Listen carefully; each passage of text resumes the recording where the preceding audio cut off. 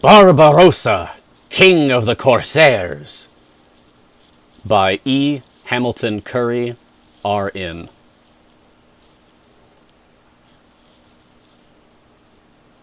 Reading from Great Pirate Stories by Joseph Louis French, as read to you by me, Mars. Hi.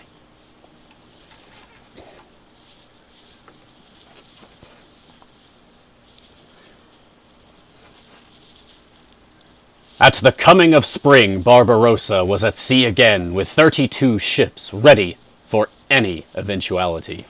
His crews aflame with ardor for revenge against those by whom they had been so roughly handled. He chose for the scene of operations a place on the coast of Majorca, some 15 miles from Palma. From here he commanded the route of the Spaniards from their country to the African coast, and it was against this nation that he felt a great bitterness owing to recent events. Eagerly did the Corsair and his men watch for the Spanish ships, the heavier vessels lying at anchor, but the light, swift galleys ranging and questing afar so that none might be missed. Very soon the vigilance of the Muslims? Oh, okay.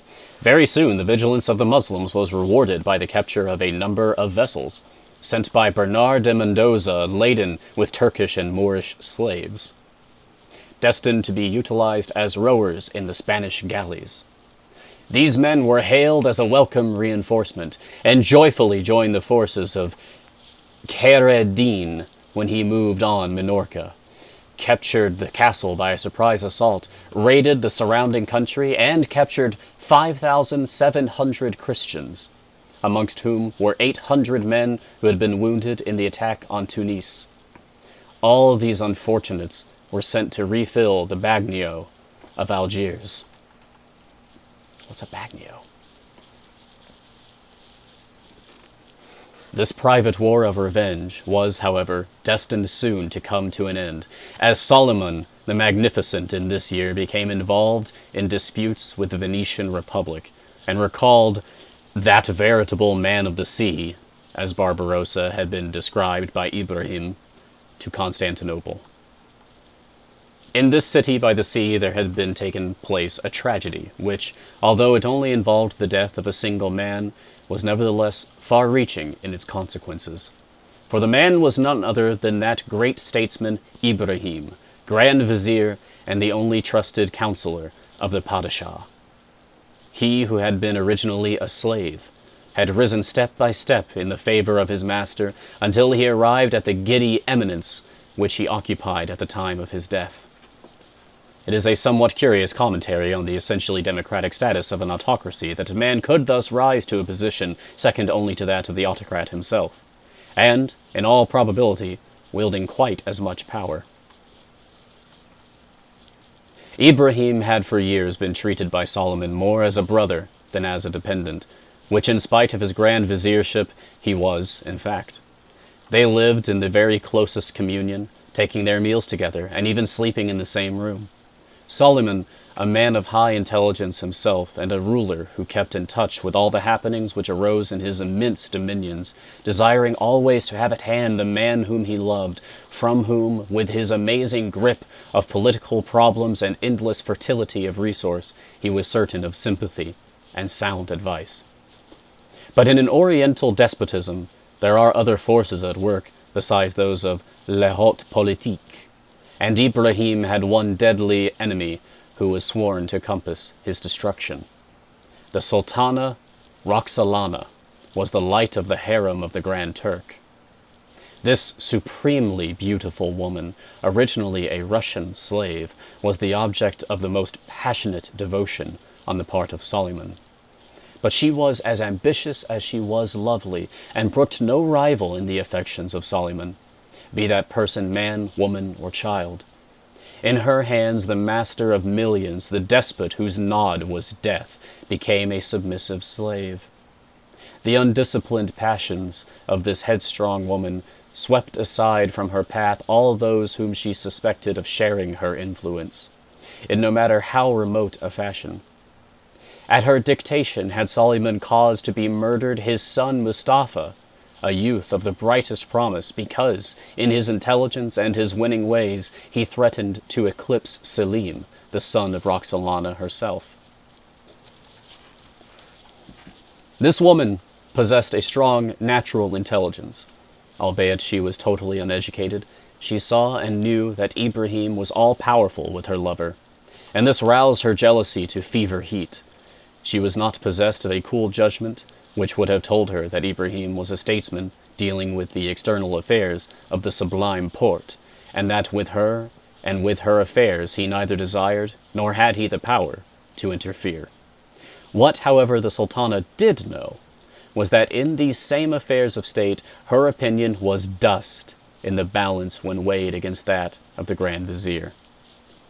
Solomon had that true attribute of supreme greatness, the unerring aptitude for the choice of the right man. He had picked out Ibrahim from among his immense entourage, and never once had he regretted his choice. As time went on and the intellect and power of the man became more and more revealed to his master, that sovereign left in his hands even such matters as despots are apt to guard most jealously. We have seen how, in spite of the murmurings of the whole of his capital, and the almost insubordinate attitude of his navy, he had persevered in the appointment of Kheireddin Barbarossa, because the judgment of Ibrahim was in favor of its being carried out. This, to Roxolana, was gall and wormwood. Well she knew that as long as the Grand Vizier lived, her sovereignty was at best but a divided one. There was a point at which her blandishment stopped short. This was when she found that her opinion did not coincide with that of the minister. She was, as we have seen in the instance of her son, not a woman to stick at trifles, and she decided that Ibrahim must die. There could be no hole-and-corner business about this. He must die, and when his murder had been accomplished, she would boldly avow to her lover what she had done, and take the consequences, believing in her power over him to come scatheless out of the adventure. In those days, when human life was so cheap, she might have asked for the death of almost any one, and her whim would have been gratified by a lover who had not hesitated to put to death his own son at her dictation. But with Ibrahim it was another matter. He was the familiar of the Sultan, his alter ego, in fact. It says much for the nerve of the Sultana that she dared so greatly on this memorable and lamentable occasion.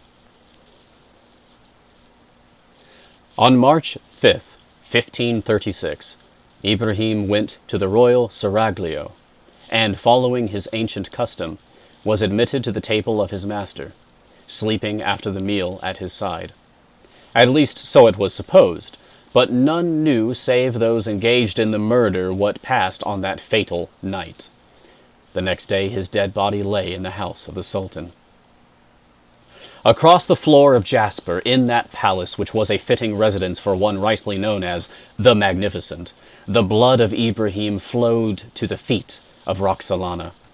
The disordered clothing, the terrible expression of the face of the dead man, the gaping wounds which he had received, bore witness that there had taken place a grim struggle before that iron frame, and splendid intellect had been levelled with the dust. This much leaked out afterward, as such things will leak out, and then the Sultana took Solomon into her chamber and gazed up into his eyes. The man was stunned by the immensity of the calamity which had befallen him and his kingdom, but his manhood availed him not against the wiles of this Circe. Ibrahim had been foully done to death in his own palace, and this woman, clinging so lovingly round his neck, now was the murderess. The heart's blood of his best friend was coagulating on the threshold of his own apartment when he forgave her by whom the murder had been accomplished. This was the vengeance of Roxolana, and who shall say that it was not complete? The Ottoman Empire was the poorer by the loss of its greatest man.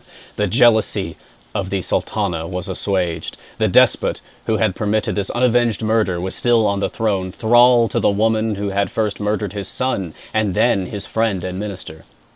But the deed carried with it the evil consequences which were only too likely to occur when so capable a head of the state was removed at so critical a time. Renewed strife was in the air, and endless squabbles between Venice and the Porte were taking place. With these we have no concern, but in addition to other complaints, there were loud and continuous ones concerning the Corsairs. Venice, the bride of the sea, had neither rest nor peace. The pirates swarmed in Corfu, in Zante, in Candia, in Cephalonia, and the plunder and murder of the subjects of the Republic was the theme of the perpetual representations to the Sultan. The balance of advantage in this guerrilla warfare was with the Corsairs until Girolame Canale, a Venetian captain, seized one of the Muslim leaders known as the Young Moor of Alexandria. The victory of Canale was somewhat an important one, as he captured the galley of the Young Moor and 4 others. 2 more were sunk, and 300 Janissaries and 1,000 slaves fell into the hands of the Venetian commander. There being an absence of nice feeling on the part of the Venetians, the Janissaries were at once beheaded to a man. The whole story is an illustration of the extraordinary relations existing among the Mediterranean states at this time. Suleiman the Magnificent, Sultan of Turkey, had lent 300 of his Janissaries, his own picked troops, to assist the Corsairs in their depredations on Venetian commerce. Having done this, and the Janissaries having been caught and summarily and rightly put to death as pirates, the Sultan, as soon as he heard of what had occurred, sent an ambassador, one Yunus Bey, to Venice, to demand satisfaction for the insult passed upon him by the beheading of his own soldiers turned pirates. The conclusion of the affair was that the Venetians released the Young Moor of Alexandria as soon as he was cured of the 8 wounds which he had received in the conflict, and sent him back to Africa with such of his galleys as were left. There was one rather comical incident in connection with this affair, which was that when Yunus Bey was on his way from Constantinople to Venice, he was chased by a Venetian fleet, under the command of the Count Grandenico, and driven ashore. The Count was profuse in his apologies when he discovered that he had been chasing a live ambassador, but the occurrence so exasperated Suleiman that he increased his demands in consequence. Barbarossa, who had spent his time harrying the Spaniards at sea ever since the fall of Tunis, was shortly to appear on the scene again. He received orders from the Sultan, and came as fast as a favoring wind would bring him.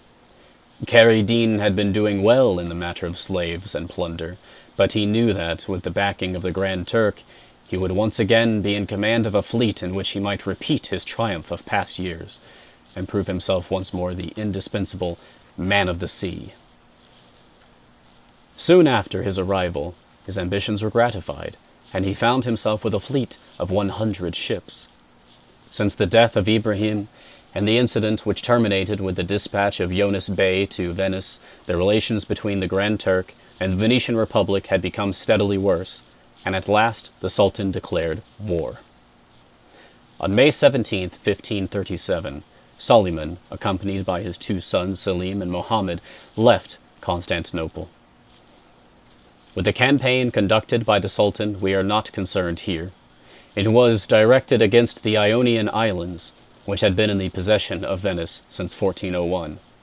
On August 18th, Suleiman laid siege to Corfu, and was disastrously beaten, re-embarking his men on September 7th after losing thousands in a fruitless attack on the fortress. He returned to Constantinople utterly discomfited. It was the 7th campaign which the Sultan had conducted in person, but the first in which the ever-faithful Ibrahim had not been by his side. This defeat at the hands of the Venetians was not, however, the only humiliation which he was destined to experience in this disastrous year, for once again Doria, that scourge of the Muslim, was loose upon the seas, and was making his presence felt in the immediate neighborhood of Corfu, where the Turks had been defeated. On July 17th, Andrea had left the port of Messina with 25 galleys, had captured 10 richly laden Turkish ships, gutted and burned them.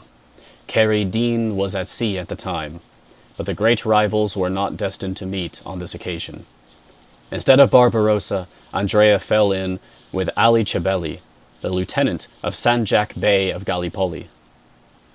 On July 22nd, the Genoese admiral and the Turkish commander from the Dardanelles met to the southward of Corfu, off the small island of Paxo, and a smart action ensued.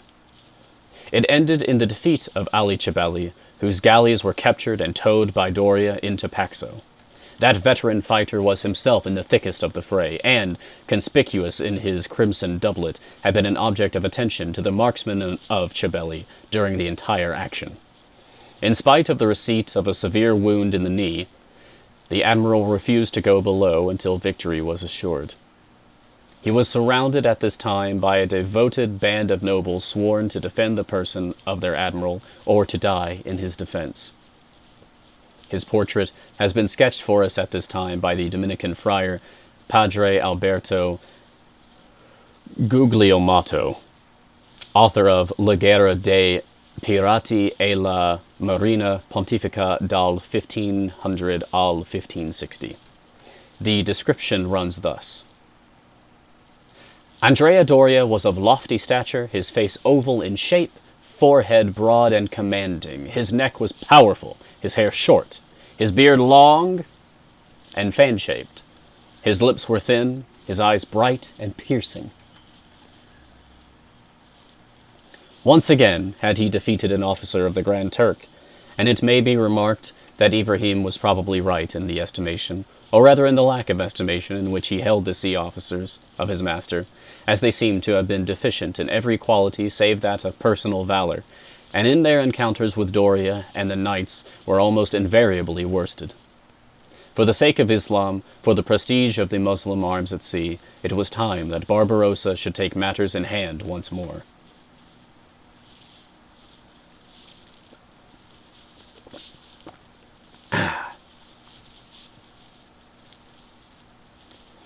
The autumn of this year, 1537, proved that the old sea-wolf had lost none of his cunning, that his followers were as terrible as ever. What did it seem to matter that Venetian and Catalan, Genoese and Frenchmen, Andalusian and the dwellers in the archipelago were all banded together in league against this common foe? Did not the redoubtable Andrea range the seas in vain? And were not all the efforts of the Knights of St. John futile, when the son of the renegado from Mytilene and his Christian wife put forth from the Golden Horn? What was the magic of this man, it was asked despairingly, that none seemed able to prevail against him? Had it not been currently reported that Carlos Quinto, the great emperor, had driven him forth from Tunis a hunted fugitive, broken and penniless, with never a galley left, without one ducat in his pocket? Was he so different, then, from all the rest of mankind, that his followers would stick to him in evil report as well as in the height of his prosperity? Men swore and women crossed themselves at the mention of his name. Terrible as an army with banners, indeed, was Caridine in this eventful summer. Things had gone badly with the crescent flag. The Padishah was unapproachable in his palace, brooding perchance on that might have been had he not sold his honor and the life of his only friend to gratify the malice of a she-devil. Those in attendance on the Sultan trembled, for the humor of the despot was black indeed. But the veritable man of the sea was in some sort to console him for that which he had lost, as never in his own history, and there was none else with which it could be compared, had the Corsair king made so fruitful a raid. He ravaged the coasts of the Adriatic and the islands of the archipelago, sweeping in slaves by the thousand, and by the end of the year he had collected 18,000 in the arsenal at Stamboul. Great was the jubilation in Constantinople when the Admiralissimo himself returned from his last expedition against the infidel. Stilled were the voices which hinted disaffection. Who among them all could bring back 400,000 pieces of gold? What mariner could offer to the Grand Turk such varied and magnificent presents? Upon his arrival, Barbarossa asked permission to kiss the threshold of the palace of the Sultan, which boon being graciously accorded to him, he made his triumphal entry. 200 captives clad in scarlet robes carried cups of gold and flasks of silver. Behind them came 30 others, each staggering under an enormous purse of sequins. Yet another 200 brought collars of precious stones, or bales of the choicest goods. And a further 200 were laden with sacks of small coin. Certainly, if Suleiman the Magnificent had lost a Grand Vizier, he had succeeded in finding an admiral. All through the earlier months of 1538, the dockyards of Constantinople hummed with a furious activity, for Suleiman had decreed that the maritime campaign of this year was to begin with no less than 150 ships. His admiral, however, did not agree with this decision. To the viziers he raged and stormed. "Listen," he said. Finally we get a voice. "O men of the land who understand not of the happenings of the sea! By this time Saleh Reis must have quitted Alexandria, convoying to the Bosphorus 20 sail, filled with the richest merchandise. Should he fall in with the accursed Genoese, Doria, where then will be Saleh Reis and his galleys and his convoy? I will tell you, the ships in Genoa, the galleys burned, Saleh Reis and all his mariners chained to the rowers' bench." The viziers trembled as men did when Barbarossa stormed, and turned upon them those terrible eyes, which knew neither fear nor pity. "We be but men," they answered, "and our lord the Sultan has so ordained it." "I have 40 galleys," replied the Corsair. "You have 40 more. With these I will take the sea. But mark you," he continued, softening somewhat, "you do right to fear the displeasure of the Sultan.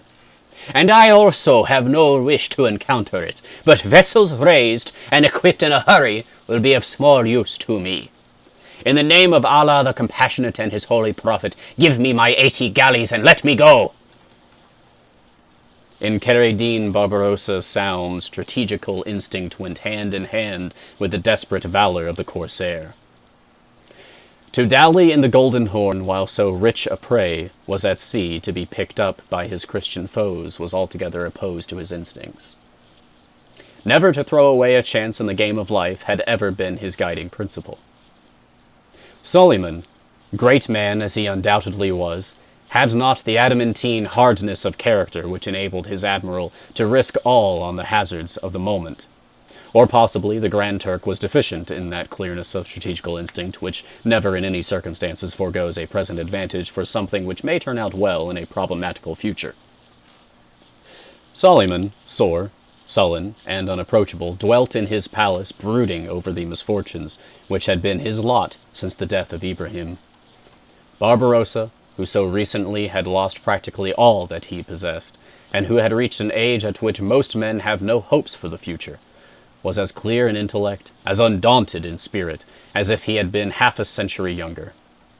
To be even once more with those by whom he had been defeated and dispossessed was the only thing now in his mind. The capture of Saleh Reis and his convoy would be a triumph of which he could not bear to think. Further, it would add to the demoralization of the sea forces of the Sultan, which were sadly in need of some striking success after the defeats which had so recently been their portion. The Sultan had decided that 150 ships were necessary. His admiral thought otherwise. There was too much at stake for him to dally at Constantinople. His fiery energy swept all before it, and in the end, he had his way. On June 7th, 1538, he finally triumphed over the hesitations of the viziers and put to sea with 80 sail. The Sultan, from his kiosk, the windows of which opened on the Bosphorus, counted the ships. "Only 80 sail?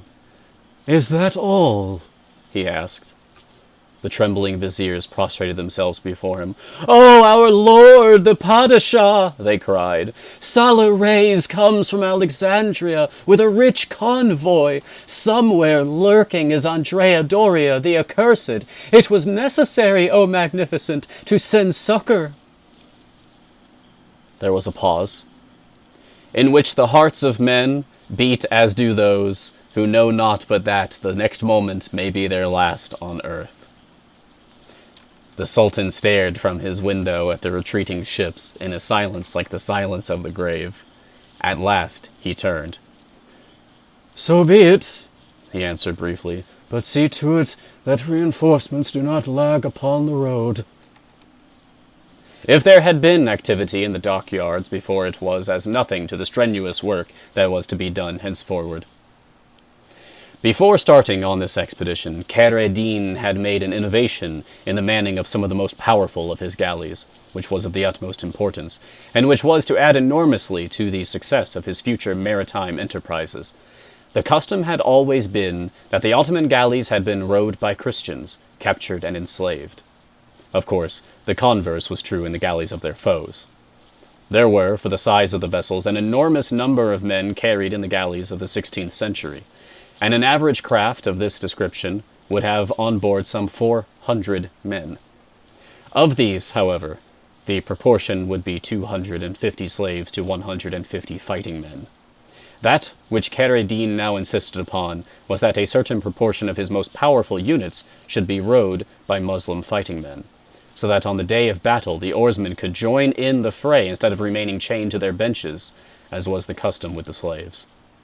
It is, however, an extraordinary testimony to the influence which the Corsair had attained in Constantinople that he had been able to effect this change in the composition of some of his crews. It must have been done with the active cooperation of the Sultan, as no authority less potent than that of the sovereign himself could have induced free men to undertake the terrible toil of rower in a galley. This was reserved for the unfortunate slave on either side, owing to the intolerable hardship of the life, and results, in the pace at which a galley proceeded through the water, were usually obtained by an unsparing use of the lash on the naked bodies of the rower. This human material was used up in the most prodigal manner possible, as those in command had not the inducement of treating the rowers well. From that economic standpoint, which causes a man to so use his beast of burden as to get the best work from him. In the galley, when a slave would row no more, he was flung overboard, and another was put in his place. The admiral, however, even when backed by the Padishah, could not man a large fleet of galleys with Muslim rowers, and as there was a shortage in the matter of propelling power, his first business was to collect slaves, and for this purpose he visited the islands of the archipelago. The lot of the unhappy inhabitants of these was indeed a hard one. They were nearer to the seat of the Muslim power than any other Christians. They were in those days totally unable to resist an attack in force, and in consequence were swept off in their thousands. 7 islands cover the entrance to the Gulf of Volo. The nearest to the coast is Skiathos, which is also the most important. It was defended by a castle built upon a rock. This castle was attacked by Barbarossa, who bombarded it for 6 days, carried it by assault, and massacred the garrison. He spared the lives of the inhabitants of the island, and by this means secured 3,400 rowers for his galleys. He had to provide motor power for the reinforcements which he expected. In July, he was reinforced from Constantinople by 90 galleys, while from Egypt came Salah Reis, who had succeeded in avoiding the terrible Doria, with 20 more. The fleet was thus complete. The end.